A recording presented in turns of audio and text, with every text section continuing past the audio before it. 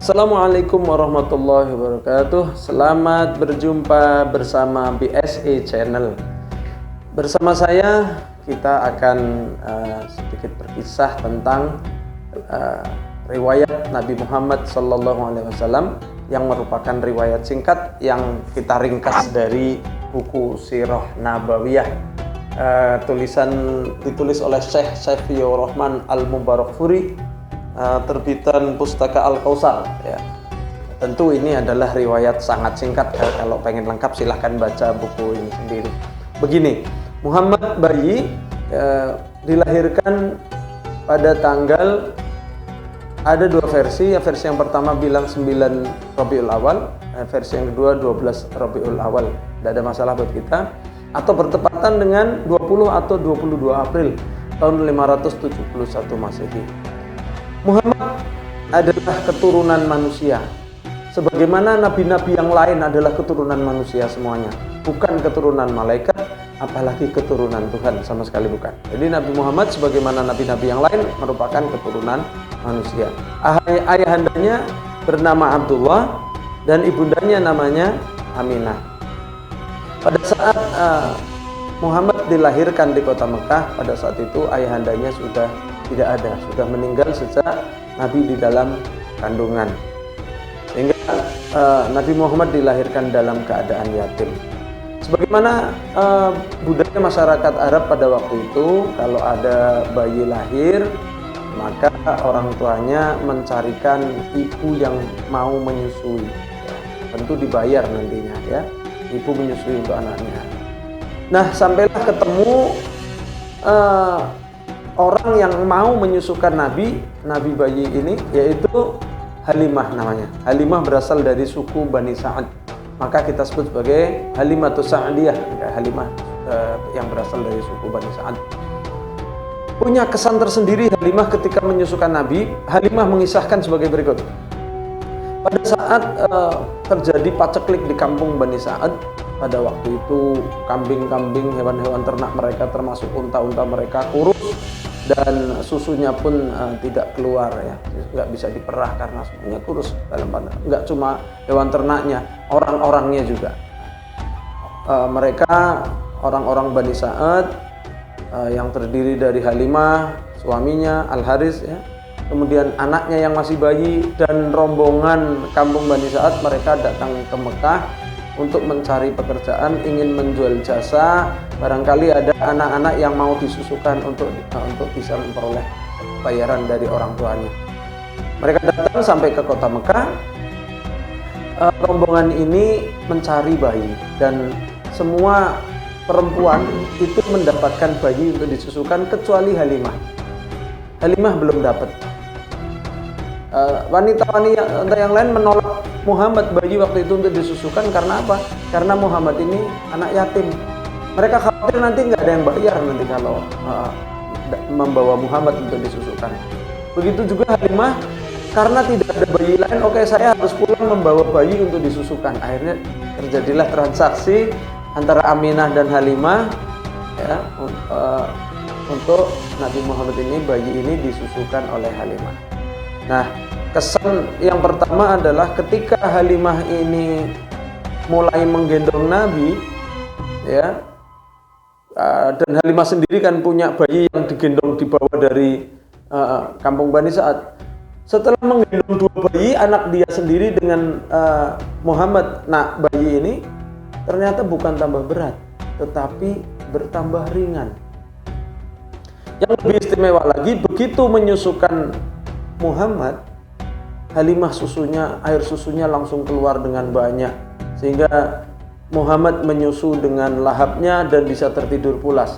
Demikian juga anaknya. Padahal sebelum nyampe kota Mekah, anaknya tadi selalu rewel karena air susu Halimah pun minimalis. Susunya sedikit air susunya, sehingga anaknya sepanjang perjalanan menangis. Bahkan keledai yang ditumpanginya pun lemas. Berkali-kali istirahat karena lemas ya. Sehingga ini yang istimewa bagi Halimah, begitu menggendong Nabi, kok air susunya jadi bancar, jadi lancar. Anaknya pun yang tadi sepanjang perjalanan rewel, sekarang begitu dapat Halimah dapat susuan Nabi minum dengan lahap dan bisa tertidur pulas, begitu juga putra beliau, putranya Halimah ini juga bisa menyusu dan tertidur dengan pulas. Nah, sampai mereka kembali dari kota Mekah sampai ke kampung Bani Sa'ad, lebih uniknya lagi, hewan-hewan ternak yang tadi mereka tinggalkan dalam keadaan kurus dan susunya airnya sedikit. Nah, sampai di sana ternyata hewan ternak itu susunya banyak, sehingga diperah keluar air susu terus dan gemuk, sehingga menjadi keberkahan tersendiri bagi penduduk Bani Sa'ad, karena hewan-hewan ternak mereka juga menjadi gemuk dan susunya bisa diperah. Itu kesan tersendiri bagi Halimah. Demikian seterusnya hingga Halimah menyusui Muhammad kecil ini sampai usia 2 tahun, dan Halimah memohon izin kepada Aminah, orang tua Nabi, memohon izin ke Mekah. Halimah memohon izin untuk bisa mengasuh Nabi sampai agak besar. Tapi ibundanya Aminah pun mengizinkan, sehingga Muhammad kecil di kampung Bani Sa'ad bersama keluarga dari Halimah. Sangat ceria Nabi kecil beserta teman-teman kecil yang lain di kampung Bani Sa'ad. Mereka ceria, ya, bermain seperti biasa sebagaimana anak-anak yang lain, sampai pada suatu ketika, pada saat itu Nabi Muhammad masih berusia 4 sampai 5 tahun, terjadi sesuatu yang dahsyat. Pada saat itu anak-anak teman-teman dari Nabi Muhammad berlarian ke rumah. Ibu, bapak, Muhammad dibunuh nih. Nah, kemudian orang tua yang mendapat laporan ini langsung keluar rumah menuju ke tempat bermainnya anak-anak tadi, dan ditemuinya ternyata Muhammad tidak ada apa-apa, ceria-ceria saja, tidak ada tampak gejala kesakitan atau apa. Ternyata apa? Tadi anak-anak mengisahkan pada saat mereka lari ke rumah melihat bahwa ada seseorang membelah dada Nabi, mengeluarkan hatinya dan mencucinya dengan air di dalam baskom. Ini disaksikan anak-anak, teman-teman main semuanya, dan ini dilaporkan kepada kedua orang tua masing-masing. Nah, tapi ketika orang tua ini keluar, Nabi sudah selesai operasinya, dan kita ketahui bahwa yang operasi itu adalah malaikat Jibril untuk membersihkan hati Nabi. BSE Channel yang saya cintai, selanjutnya dengan kejadian ini Halimah khawatir akan terjadi sesuatu kepada Muhammad, maka segera dikembalikan ke orang tuanya. Di usia 4 sampai 5 tahun Nabi Muhammad dikembalikan ke Aminah di kota Mekah. Nah, akhirnya Nabi Muhammad dalam asuhan ibundanya sampai usia 6 tahun. Pada saat usia 6 tahun ibundanya wafat, sehingga Nabi menjadi anak yang yatim piatu. Nah, selanjutnya pengasuhan diambil alih oleh kakeknya yang namanya Abdul Muthalib, dan diasuh oleh Abdul Muthalib dengan penuh rasa kasih sayang. Nabi sering diajak bermain ke Ka'bah karena kakeknya termasuk yang tokoh masyarakat yang memelihara Ka'bah, Abdul Muthalib ini, hingga usia 8 tahun. Dan pada saat itu kakeknya pun meninggal di usia Nabi usia 8 tahun. Namun sebelum meninggal, kakeknya berpesan memberikan amanat kepada paman Nabi yang namanya Abu Thalib untuk melanjutkan pengasuhan Muhammad kecil ini, Muhammad yang masih anak-anak ini, dan disanggupi oleh Abu Thalib. Selanjutnya pengasuhan Muhammad oleh pamannya Abu Thalib pun dengan rasa kasih sayang Abu Thalib terhadap Muhammad kecil ini sama seperti kasih sayangnya kepada anak-anak mereka. Kita tahu anak-anak Abu Thalib ada Ali, ada Ja'far, ya. Ali bin Abi Thalib, ada Ja'far bin Abi Thalib. Jadi Ali dan Ja'far adalah sepupu Nabi Muhammad SAW. Sahabat BSE Channel, oleh pamannya Nabi dididik dengan diajari menggembala kambing, menggembala domba, beternak, ya. juga diajari berdagang, ya, berdagang. Dan pada saat Nabi usia 12 tahun, diajaknya belajar berdagang ke luar negeri. Diajaknya untuk melakukan perdagangan bersama kabilah atau rombongan dagang. Jadi diikuti oleh paman Nabi dan rombongan yang lain dari penduduk kota Mekah yang mungkin dari saudara-saudara mereka. Satu rombongan berdagang dari Mekah ke Syam. Ya. Syam itu kalau kita petakan sekarang itu daerah sekitar Suriah, Palestina, Lebanon, Yordan, disitulah sekitarnya Syam. Rombongan ini berjalan dengan unta, ya, bersama rombongan. Nah, sampai ke kota Basrah sebelum beberapa langkah lagi kota Syam. Ini ada seorang tokoh agama Kristen yang namanya Bahiro. Nama aslinya Jarjis, namun nama gelarnya Bahiro. Bahiro melihat rombongan dagang yang dipimpin Abu Thalib ini kok aneh ya, dari kejauhan dilihat oleh Bahiro ini ada awan yang mengikutinya di atasnya, sehingga rombongan ini tidak kepanasan. Harusnya kan diterik matahari gurun pasir pada waktu itu mestinya panas, tapi kok ini di atasnya ada awan yang mengikuti.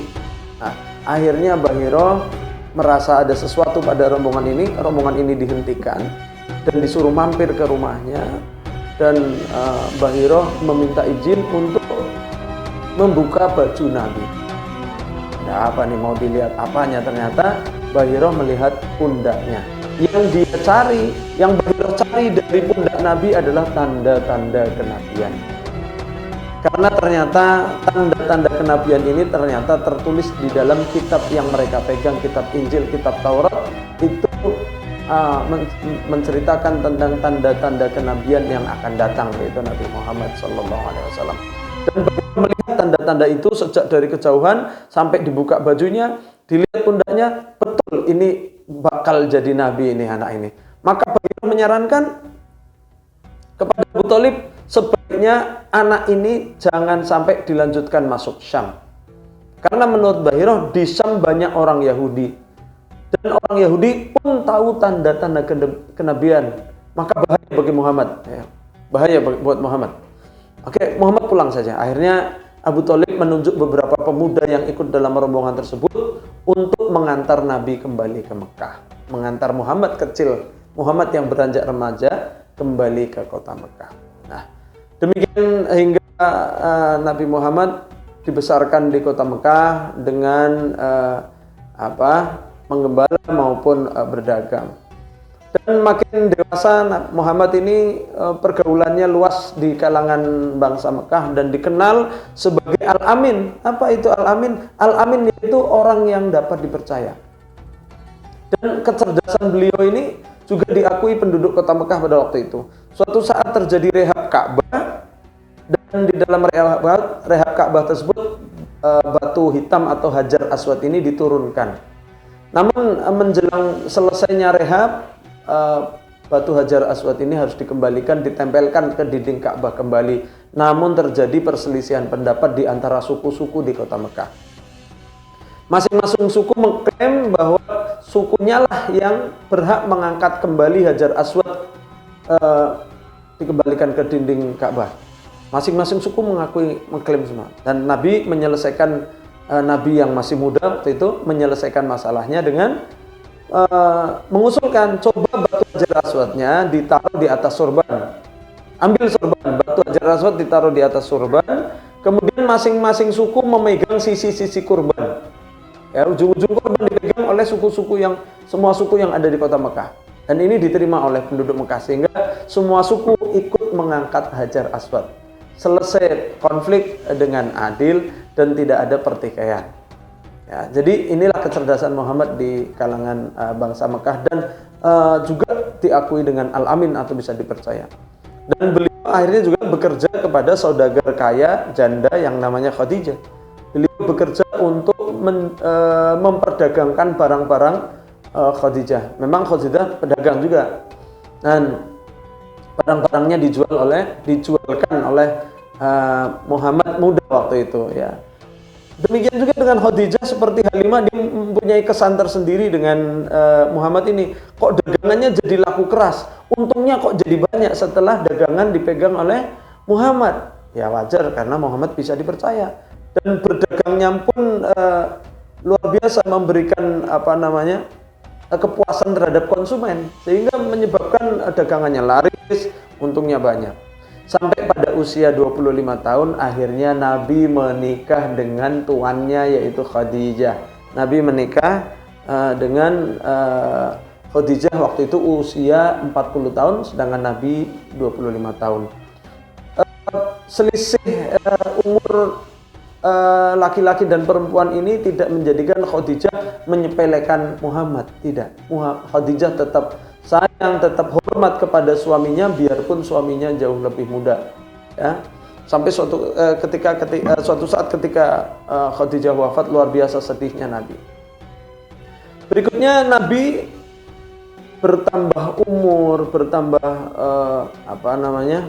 pemikirannya, sehingga pada usia menjelang 40 tahun Nabi mulai merasakan, aduh, kok di Mekah aneh ya, kok batu dibuat sendiri kok disembah ya, kok mereka menyembah batu buatan sendiri, kok bisa begini manusia.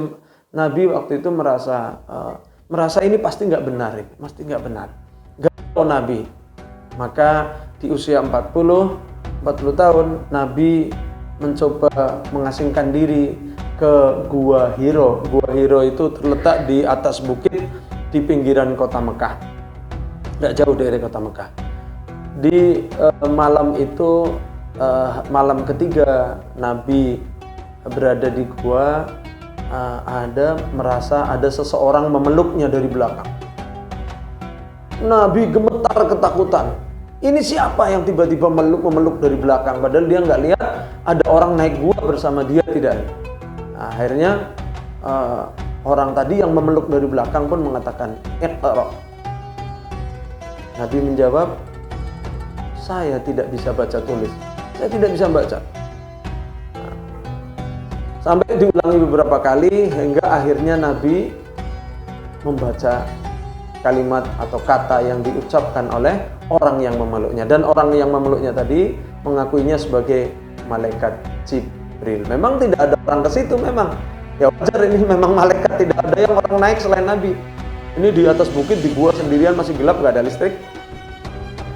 Dan hingga turunlah 5 ayat dari surat Al-Alaq dengan kalimat ayat-ayat lengkapnya.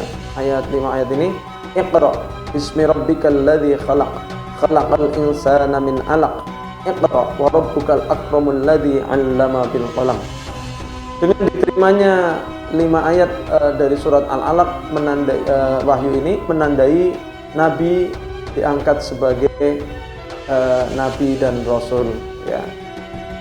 Jadi saudaraku, sahabat BSC Channel, pada saat Nabi diangkat menjadi Nabi dan Rasul ini, beliau tetap dalam keadaan buta huruf, tidak bisa baca, tidak bisa menulis.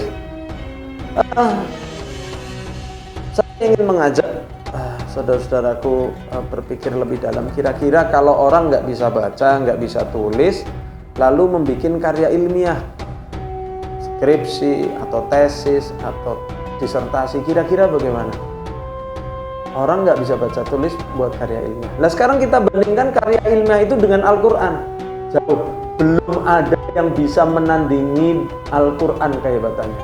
Al-Quran merupakan kitab hukum yang menceritakan masa lalu dan masa yang akan datang. Kitab hukum dan kitab sejarah nabi-nabi terdahulu, sejarah riwayat, bahkan penciptaan alam semesta pun diceritakan di dalam Al-Quran. Bahkan sejarah yang menceritakan riwayat nabi terdahulu pun ternyata sama dengan ceritanya sama dengan kitab-kitab sebelumnya, Injil maupun Taurat. Coba di dalam Injil, bagaimana diceritakan riwayat Nabi Musa? Pasti kita akan lihat sama ceritanya, baik di dalam Al-Quran maupun Injil. Begitu juga riwayat Nabi Nuh. Riwayat Nabi Nuh, baik di dalam Taurat, Injil maupun Al-Quran, riwayatnya sama. Kira-kira kalau orang buta huruf apakah pantas menjadi ahli sejarah? Tentu jawaban kita tidak. Apalagi kok membuat karya ilmiah, mengarang Al-Quran, jelas tidak mungkin. Jadi kesimpulan kita apa? Kalau bukan wahyu, Al-Quran ini tidak mungkin dikarang oleh Nabi, karena Nabi buta huruf. Dan justru inilah yang membuktikan kebenaran Nabi atas wahyu yang diterimanya dan kebenaran kenabian beliau, dan kenabian beliau pun justru telah tertulis di dalam kitab-kitab sebelumnya. Saudaraku, sahabat BSC Channel, saudara bisa lanjutkan cerita ini dengan membaca sendiri Sirah Nabawiyah. Ini kan sesuai janji saya, ringkasan singkat. Maka saya cukupkan sekian dari riwayat Nabi ini dari lahir sampai terima wahyu. Dan saya mohon maaf kalau ada tutur kata yang kurang berkenan. Kalau ada benarnya tentu itu datang dari Allah. Kalau ada salahnya datang dari saya mohon maaf yang sebesar-besarnya. Kita beri. Assalamualaikum warahmatullahi wabarakatuh.